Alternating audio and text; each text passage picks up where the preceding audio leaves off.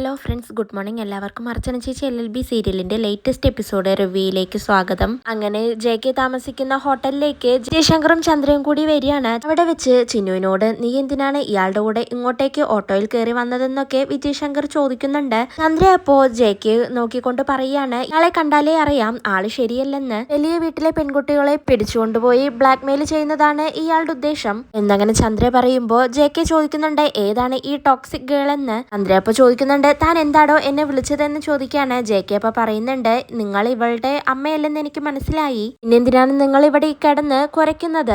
JK പറയുമ്പോ ചന്ദ്ര പറയുന്നുണ്ട്, ഞാൻ ഇവളുടെ ചെറിയമ്മയാണെന്ന്. JK അപ്പൊ പറയാണ്, ചെറിയമ്മയായാലും വലിയമ്മയായാലും ഇവിടെ കിടന്ന് അട്ടഹസിച്ചാൽ നിങ്ങൾ വിവരം അറിയും എന്ന് JK പറയുമ്പോ ചിന്നു പറയുന്നുണ്ട്, അച്ഛാ ചെറിയമ്മേ, നിങ്ങൾ ഈ അങ്കിളിനെ തെറ്റിദ്ധരിച്ചിരിക്കുകയാണെന്ന് പറയുമ്പോ വിജയശങ്കർ പറയാണ്, നീ ഇനി കൂടുതലൊന്നും സംസാരിക്കണ്ട മോളെ, ഒരാൾക്കൊപ്പം നീ ഈ ഹോട്ടൽ മുറിയിലായിരുന്നു എന്ന് നാട്ടുകാർ അറിഞ്ഞാൽ ഞാൻ ഇത്രയും കാലം കഷ്ടപ്പെട്ടുണ്ടാക്കിയ എന്റെ ഇമേജ് തകർന്നു പോവും.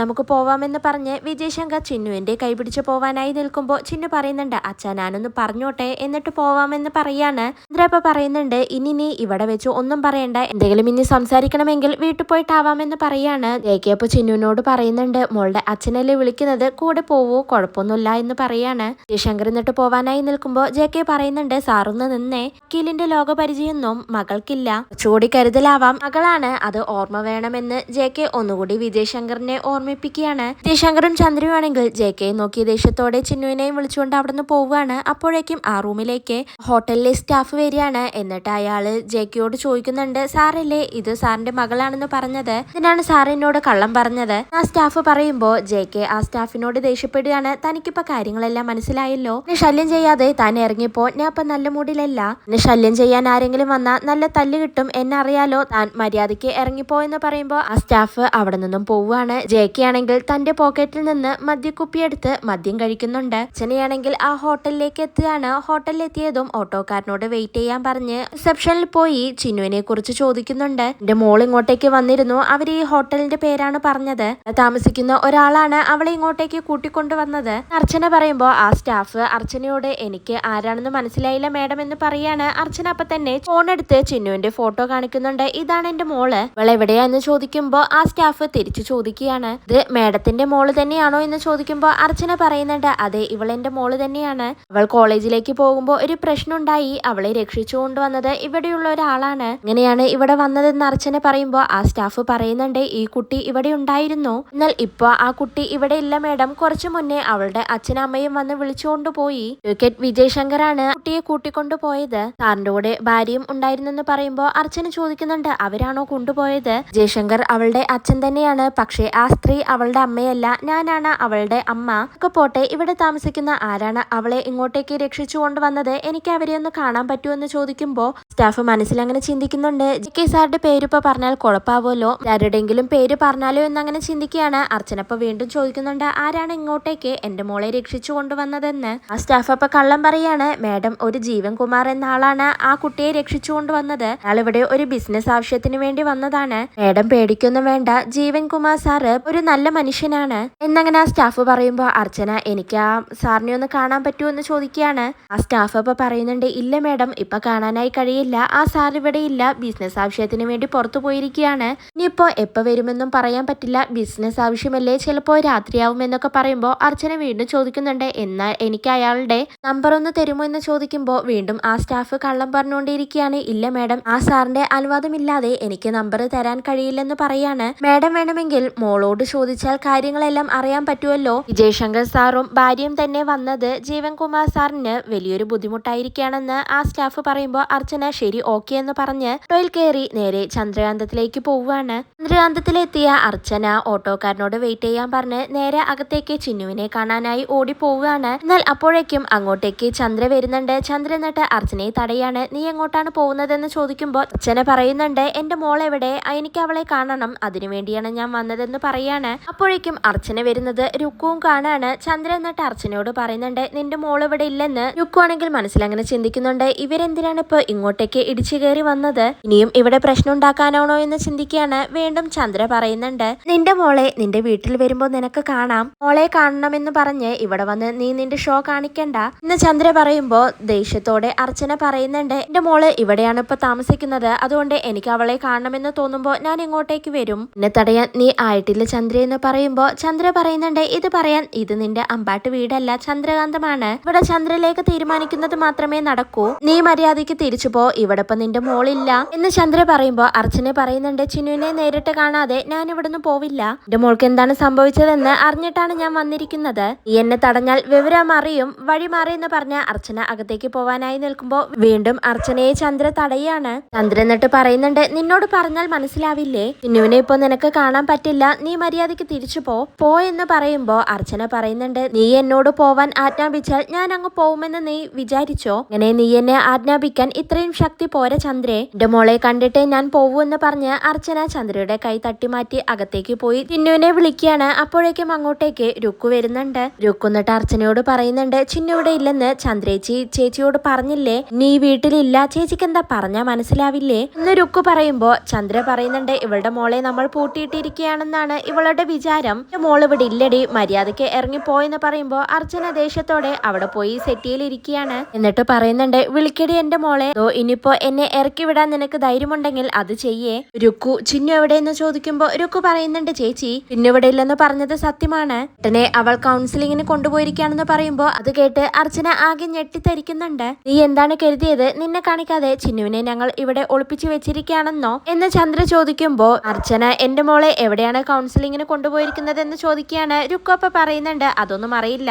ഏട്ടൻ ആര്യയെയും ചിന്നുവിനെയും കൂട്ടി ഓട്ടോ പോയി, സ്ഥലം ഞങ്ങളോട് പറഞ്ഞിട്ടില്ല എന്ന് രുക്കു അങ്ങനെ പറയാണ്. ചന്ദ്രപ്പ പറയുന്നുണ്ട്, ഇനിയും നിനക്ക് വിശ്വാസമായില്ലെങ്കിൽ അർച്ചനെ നീ പോയി ഓരോ മുറിയും തുറന്നു നോക്ക് എന്ന് പറയാണ്. മാനസികമായി തളർന്ന ചിന്നുവിനെ കൗൺസിലിങ്ങിന് കൊണ്ടുപോയത് വിജയേട്ടന്റെ കടമയാണ്, ഇനി അവരെപ്പോ വരുമെന്ന് പറയാൻ പറ്റില്ല, കാത്തിരുന്ന് നീ വിഷമിക്കണ്ട, നീ പോയിക്കോ എന്ന് ചന്ദ്ര പറയുമ്പോ അർച്ചന പറയുന്നുണ്ട്, എപ്പോഴായാലും ചിന്നുവിനെ ഇങ്ങോട്ടേക്കല്ല കൊണ്ടുവരുന്നത്, മോളെ കണ്ടിട്ട് ഞാൻ പോവുള്ളൂ എന്ന അർച്ചന ഉറച്ച തീരുമാനത്തോടെ പറയുമ്പോ ചന്ദ്രയാണെങ്കിൽ നാണം കെട്ട് പുറത്തേക്ക് വരികയാണ്. ഈ അർച്ചന എന്ത് അധികാരത്തിലാണ് അകത്ത് കയറിയിരിക്കുന്നത്, അവളെ ചൂലെടുത്ത് അടിച്ചു പുറത്താക്കാനാണ് തോന്നുന്നത്, പക്ഷെ ഒന്നും ചെയ്യാൻ പറ്റില്ലല്ലോ, വക്കീലല്ലേ, എന്തെങ്കിലുമൊക്കെ കേസ് കൊണ്ട് എന്നെ കുടുക്കിയാലോ, ഈ വിജയേട്ടൻ എവിടെ പോയി കിടക്കുകയാണെന്നൊക്കെ അങ്ങനെ ചന്ദ്ര പറയാണ്. അപ്പോഴേക്കും അങ്ങോട്ടേക്ക് വിജയശങ്കറും ചിന്നുവും ആര്യയും കൂടി വരുന്നുണ്ട്. വിജയശങ്കർ ആണെങ്കിൽ കാറിൽ നിന്ന് ഇറങ്ങി ചന്ദ്രയോട് ചോദിക്കുന്നുണ്ട്, ഓട്ടോയിൽ ആരാണ് വന്നത്, ഏതെങ്കിലും കക്ഷിയാണോ എന്ന് ചോദിക്കുമ്പോ ചന്ദ്ര പറയുന്നുണ്ട്, അതെ, നിങ്ങളെ കാണാൻ പുതിയൊരു കക്ഷി അകത്ത് വന്നിരിപ്പുണ്ട് എന്ന് ചന്ദ്ര പറയുമ്പോ വിജയശങ്കർ അതാരായെന്ന് ചോദിക്കുകയാണ്. ചന്ദ്ര ഇപ്പോ അർച്ചനയാണ് അതെന്ന് പറയുമ്പോ അത് കേട്ട് ചിന്നുവിന് ആകെ സന്തോഷാവുന്നുണ്ട്. അമ്മ വന്നിട്ടുണ്ടോ,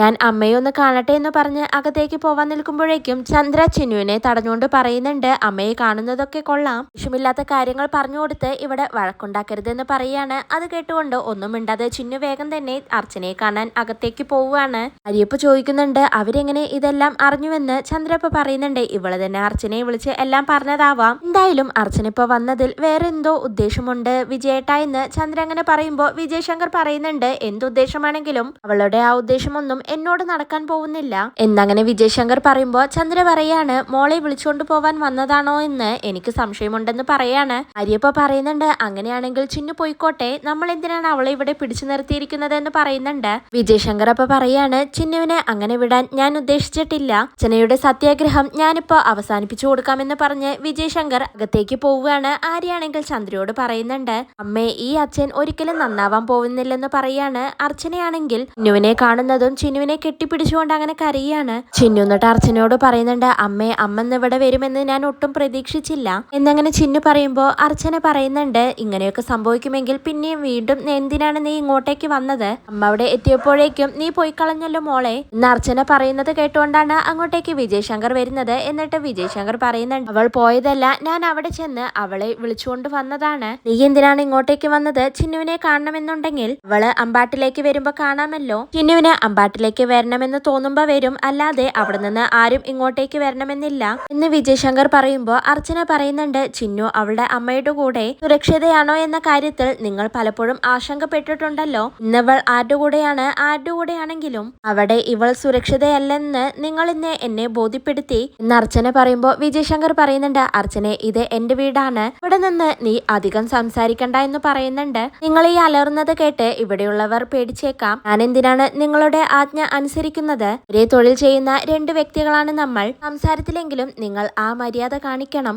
എന്നങ്ങനെ അർച്ചന പറയുമ്പോ ചന്ദ്ര മനസ്സിൽ ചിന്തിക്കുന്നുണ്ടല്ലോ, അർച്ചനയുടെ മുന്നിൽ വിജയേട്ടന് എന്താ നാവിറങ്ങിപ്പോയോ കഷ്ടമെന്നങ്ങനെ ചിന്തിക്കുകയാണ്. അർച്ചന വീണ്ടും ആര്യയോട് ചോദിക്കാണ്, ആര്യയെ ഇത് നിന്റെ ചേച്ചിയല്ലേ, ഇവളെ വഴി കളഞ്ഞിട്ട് നീ രക്ഷപ്പെട്ടത് ശരിയാണോ എന്ന് ചോദിക്കുമ്പോ ആര്യ പറയുന്നുണ്ട്, അമ്മേ ഇവരെന്തിനാണ് എന്നെ ചോദ്യം ചെയ്യാൻ വരുന്നത് എന്ന് ചോദിക്കുകയാണ്. ചന്ദ്ര ഇപ്പൊ പറയുന്നുണ്ട്, നീ എന്തറിഞ്ഞിട്ടാണ് ഈ പറയുന്നത്? ചിന്നുവിന് ആപത്തുണ്ടായ വിവരം ആര്യാണ് ഞങ്ങളെ അറിയിച്ചത് എന്ന് ചന്ദ്ര പറയുമ്പോ രുക്കു പറയുന്നുണ്ട്, ആര്യ അറിയിച്ചില്ലായിരുന്നെങ്കിൽ ഞങ്ങൾ ഈ വിവരം അറിയില്ലായിരുന്നു എന്നങ്ങനെ പറയാണ്. ആര്യ ഇപ്പൊ വീണ്ടും പറയുന്നുണ്ട്, ആന്റി ചിന്നുവിനെ ഞാൻ അവിടെ എല്ലാം ഓടി നടന്ന് അന്വേഷിച്ചതാണ്, അപ്പോഴാണ് ഇവൾ ഒരാൾക്കൊപ്പം ഓട്ടോയിൽ കയറി പോകുന്നത് ഞാൻ കണ്ടത് എന്ന് ആര്യ പറയുമ്പോ ചന്ദ്ര വീണ്ടും തീ കോരിയിടുകയാണ്. അയാൾ ആരാണോ എന്താണെന്നൊന്നും നമുക്കാർക്കും അറിയത്തില്ല, അങ്ങനെ ഒരാളുടെ കൂടെ ഇവൾ എന്തിനാണ് കയറിപ്പോയതെന്ന് ചോദിക്കുമ്പോ ചിന്നു പറയുന്നുണ്ട്, ചെറിയമേ ഞാൻ പറഞ്ഞില്ലേ അയാളാണ് എന്നെ രക്ഷപ്പെടുത്തിയത് എന്ന് ചിന്നു പറയുമ്പോ വിജയ് ശങ്കർ പറയുന്നുണ്ട്, ആ രക്ഷയുടെ ഉദ്ദേശം എന്താണെന്ന് നമുക്ക് പിന്നീട് തീരുമാനിക്കാം ഇന്ന് വിജയ് ശങ്കർ പറയുമ്പോ അർച്ചന പറയുന്നുണ്ട്, ചിന്നുവിന് പ്രശ്നങ്ങളൊന്നും ഉണ്ടായില്ലെന്ന് വിചാരിച്ച് നമുക്ക് ആശ്വസിക്കാം, അതുകൊണ്ട്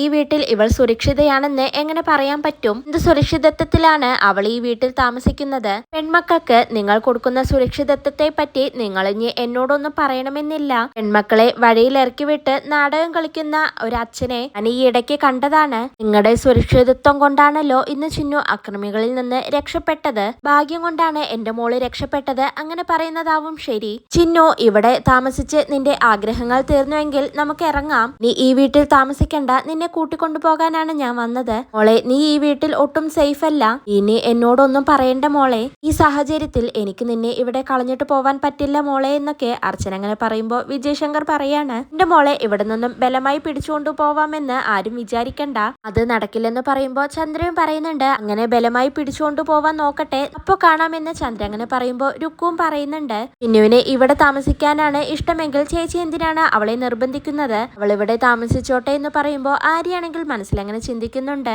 അവളെ ഇവിടെ നിന്ന് കൊണ്ടുപോവാൻ ആരും സമ്മതിക്കുന്നില്ലല്ലോ, എന്ത് കഷ്ടമാണിതെന്നാ ചിന്തിക്കുകയാണ്. അർച്ചന ഇപ്പൊ പറയുന്നുണ്ട്, എന്റെ മോൾക്ക് ഉചിതമായ തീരുമാനമെടുക്കാൻ അറിയാം, തീരുമാനം ചിന്നു തന്നെ പറയട്ടെ, മോളെ നീ എന്റെ കൂടെ വരാൻ തയ്യാറാണെങ്കിൽ നിന്നെ തടയാൻ ആർക്കും തന്നെ കഴിയില്ല എന്നങ്ങനെ അർച്ചന പറയുമ്പോ വിജയ് ശങ്കറും ചോദിക്കുന്നുണ്ട്, ചിന്നു നീ നിന്റെ തീരുമാനം പറ, ധൈര്യമായിട്ട് പറ മോളെ എന്ന് വിജയ് ശങ്കർ അങ്ങനെ പറയുമ്പോ ചിന്നു അർച്ചനയെ നോക്കിക്കൊണ്ട് പറയുന്നുണ്ട്, അമ്മേ ഞാനിപ്പോ വരുന്നില്ല, ഞാൻ പിന്നീട് വന്നോളാം, അമ്മ ഇപ്പൊ പൊയ്ക്കോ, എനിക്കിവിടെ കുഴപ്പമൊന്നുമില്ല, അമ്മ പൊയ്ക്കോ എന്ന് പറയുമ്പോ അർച്ചനയാണെങ്കിൽ ചിന്നുവിന്റെ മറുപടി കേട്ട് ആകെ തകർന്നങ്ങനെ നിൽക്കുകയാണ്. വിജയ് ശങ്കർ അപ്പൊ പറയുന്നുണ്ട്, അർച്ചനെ നിനക്കിപ്പോ ഒരു സത്യം മനസ്സിലായിട്ടുണ്ടാവും, മനസ്സിലായില്ലെങ്കിൽ നീ മനസ്സിലാക്കണം, നിന്റെ വളർത്തുപുത്രനായ അച്ചു ഇന്ന് ഈ വീട്ടിലാണ് താമസിക്കുന്നത്, ഇപ്പോ നിന്റെ മോള് ചിന്നുവും ഇവരൊക്കെ ഇപ്പോ അമ്പാട്ട് വീടിനേക്കാൾ ചന്ദ്രകാന്തം ഇഷ്ടപ്പെടുന്നു എന്നങ്ങനെ വിജയ് ശങ്കർ പറയുമ്പോ രുക്കുവും ചന്ദ്രയെല്ലാം അത് കേട്ട് സന്തോഷിച്ച് ചിരിക്കുകയാണ്. അർച്ചന അപ്പോ വീണ്ടും ചിന്നുവിനോട് ചോദിക്കുന്നുണ്ട്, മോളെ നീയപ്പ അമ്മയുടെ കൂടെ വരുന്നില്ലേ എന്ന് വീണ്ടും ചോദിക്കുമ്പോ ചിന്നു പറയുന്നുണ്ട്, ഞാനിപ്പോ വന്നാൽ ശരിയാവില്ല അമ്മേ,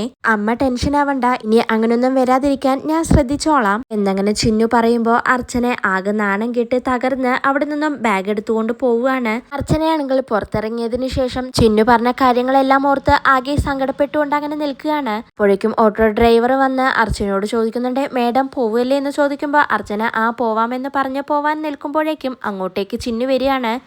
അമ്മ പോവല്ലേ, ഞാനും വരുവാണ്, അമ്മയുടെ കൂടെ ഞാനും ഉണ്ടെന്ന് പറയുമ്പോ അർച്ചന ചിന്നുവിനെ പോയി ചേർത്ത് പിടിക്കുകയാണ്. ഞാനും അമ്മയുടെ കൂടെ അമ്പാട്ടിലേക്ക് വരാം, അമ്മ വിഷമിക്കരുത്, അമ്മ ഇനി കരയണ്ട എന്ന് പറയുമ്പോ അർച്ചന ചോദിക്കുന്നുണ്ട്, നീയല്ലേ ഇപ്പൊ അകത്ത് നിന്ന് വരുന്നില്ലെന്ന് പറഞ്ഞത്, പിന്നെന്താ എന്ന് ചോദിക്കുമ്പോ ചിന്നു പറയുന്നുണ്ട്, എനിക്കിവിടെ കുറച്ചു ദിവസം കൂടി നിൽക്കണമെന്നുണ്ടായിരുന്നു, പക്ഷേ എന്റെ അമ്മ സങ്കടപ്പെട്ടു പോയാൽ പിന്നെ ഞാൻ എങ്ങനെ ഇവിടെ നിൽക്കും, അമ്മയുടെ സങ്കടം ഓർത്തിട്ട് എനിക്കിവിടെ നിൽക്കാൻ പറ്റുന്നില്ല, ഞാൻ ഇവിടെ നിൽക്കണമെന്ന് പറഞ്ഞപ്പോ അമ്മ അത് സമ്മതിക്കുമെന്നാണ് ഞാൻ കരുതിയത്, അമ്മയുടെ മനസ്സ് ഉരുകുകയാണെന്ന് പറഞ്ഞു കഴിഞ്ഞപ്പോഴാണ് എനിക്ക് മനസ്സിലായത്, അമ്മയെ സങ്കടപ്പെടുത്തിയിട്ട് എനിക്ക് എവിടെയും താമസിക്കേണ്ട അമ്മയെന്ന് ചിന്നു അങ്ങനെ പറയുമ്പോൾ അർച്ചന കരഞ്ഞുകൊണ്ട് ചിന്നുവിനെ അങ്ങനെ ചേർത്ത് പിടിക്കുകയാണ്. ഇതോടെയാണ് ഇന്നത്തെ എപ്പിസോഡ് അവസാനിക്കുന്നത്.